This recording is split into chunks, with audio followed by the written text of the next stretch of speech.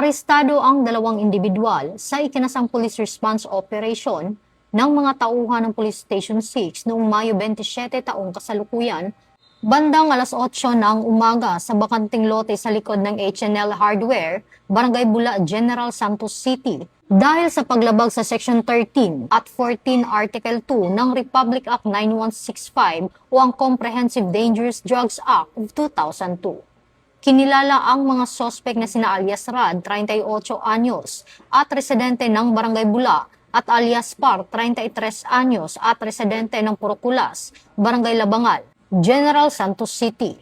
Ayon sa ulat, rumisponde ang mga operatiba matapos makatanggap ng impormasyon hinggil sa kahina-hinalang mga individual sa naturang lugar.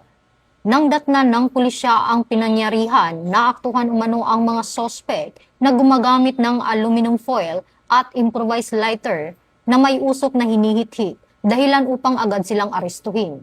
Narecover mula sa mga sospek ang hinihinalang shabu at drug paraphernalia, kabilang ang 2 heat-sealed plastic sachet ng hinihinalang shabu. Patuloy na pinaalalahanan ng kapulisan ang publiko na iwasan ang anumang uri ng iligal na gawain, lalo na ang paggamit at pagbebenta ng pinagbabawal na droga.